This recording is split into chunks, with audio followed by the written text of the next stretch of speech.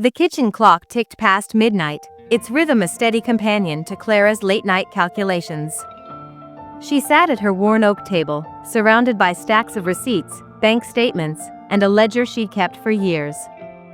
Her fingers, calloused from years of double shifts at the diner and cleaning houses, traced the numbers. $2,500 for Emily's wedding dress, $10,000 for Michael's down payment on his condo, $3,200 for Sophie's graduate school fees. The total? Over $45,000 in the last 5 years, drained from her savings, her dreams of opening a small bakery, her future. Clara, the eldest of 4 siblings, had always been the rock, the one who sacrificed so her younger siblings could shine. But tonight, as she sipped cold coffee, the weight of their latest betrayal pressed harder than ever. It had been 2 weeks since the family reunion she wasn't invited to. Emily, Michael, and Sophie had planned it in secret, a lavish weekend at a lakeside resort to celebrate their parents' 40th anniversary. Clara had heard about it only because Sophie's Instagram post popped up on her phone, a photo of the 3 siblings, their spouses, and their parents, all smiling under a banner that read "Family Forever." The caption gushed about the most special people in the world. Clara scrolled through the comments, hoping for a mention of her name, an apology for the oversight. Nothing. Instead, a cousin's comment caught her eye. Clara would have loved this. Where was she? Sophie's reply was a knife. Oh, Clara's always so negative. We wanted a fun vibe. Negative. The word burned. Clara, who'd worked 60-hour weeks to fund their dreams, who'd skipped vacations to pay for Emily's wedding flowers, who'd sold her mother's antique ring to cover Michael's car loan when he lost his job. Negative. She'd never complained, never asked for thanks, always smiled through their casual dismissals.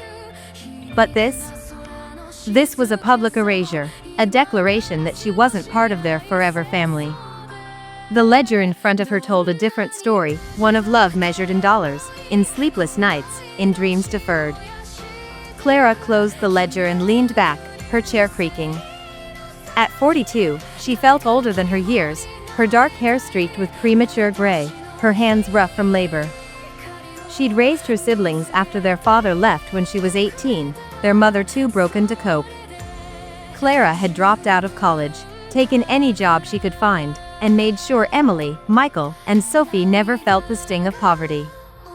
She'd been their cheerleader, their bank, their safety net. And now, they'd cast her aside like an outdated appliance. The next morning, Clara woke with a clarity she hadn't felt in years. She didn't cry, she'd cried enough in silence over the years. Instead, she felt a spark, a quiet fire igniting in her chest. She drove to the bank, her beat-up Honda rattling, and sat down with her account manager, Mrs. Patel, who'd known her for a decade. I need to stop all automatic transfers to my siblings, Clara said, her voice steady. Mrs. Patel raised an eyebrow but nodded, pulling up the accounts. You've been sending $500 a month to each of them, Clara. That's $1,500 a month for, how long? 5 years, Clara replied, her jaw tight. Plus one-off payments for emergencies, weddings, you name it. Mrs. Patel's eyes softened. That's a lot of love, Clara. Are you sure about this? Clara nodded. Love shouldn't feel like a one-way street. By noon, the transfers were canceled.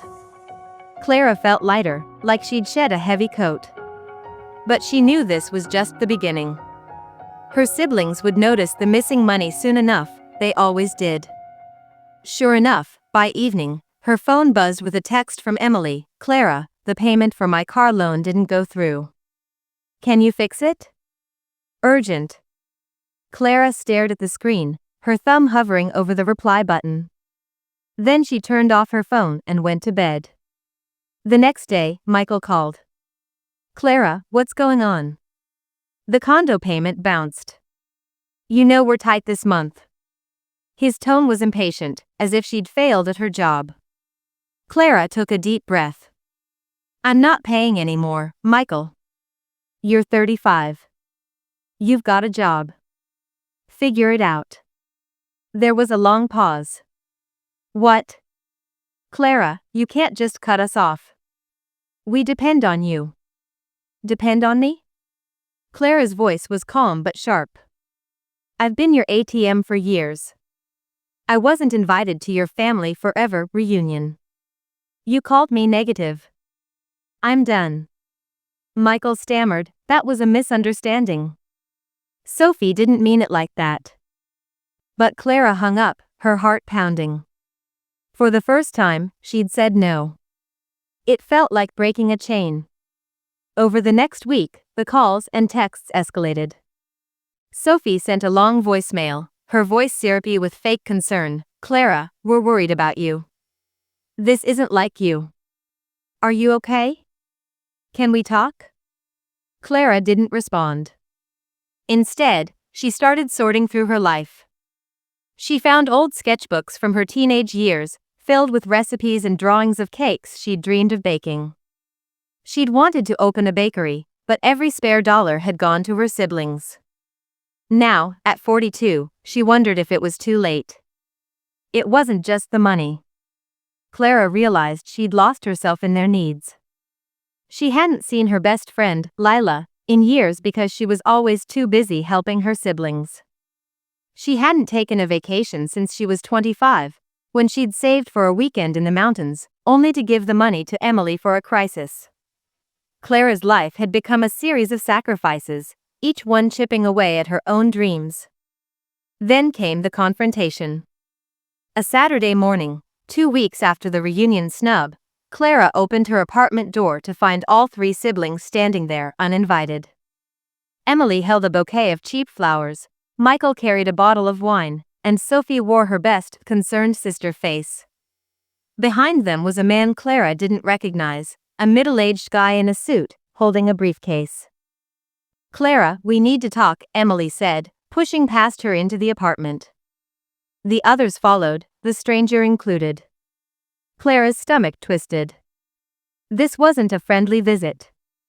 Who's he? Clara asked, pointing at the man. The stranger extended a hand. I'm Mr. Grayson, a financial advisor.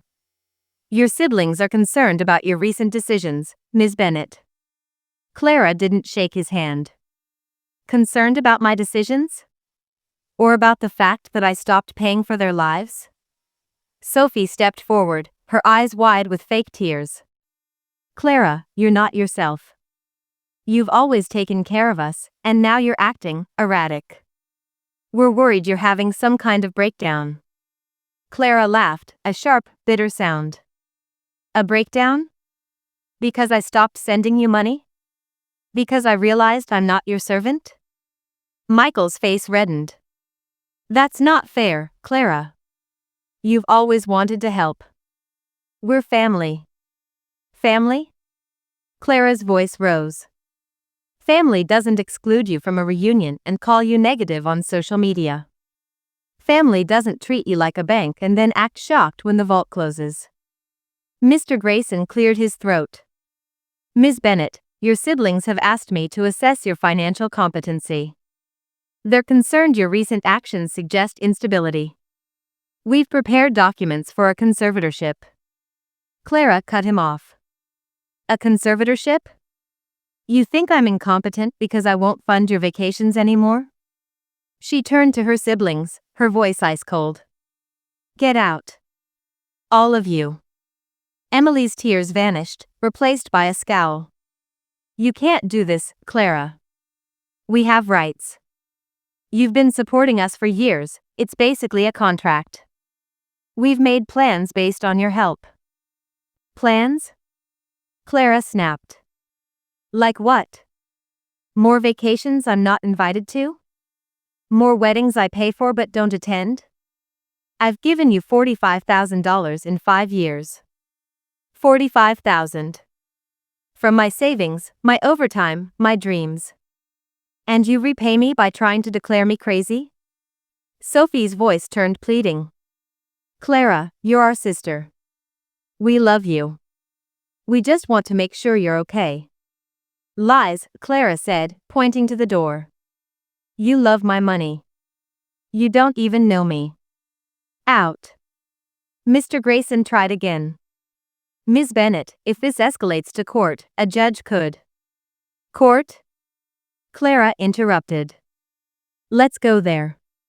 I've got every receipt, every transfer, every text where you begged for money. I've got screenshots of Sophie calling me negative. I've got proof of every sacrifice I made while you lived your best lives.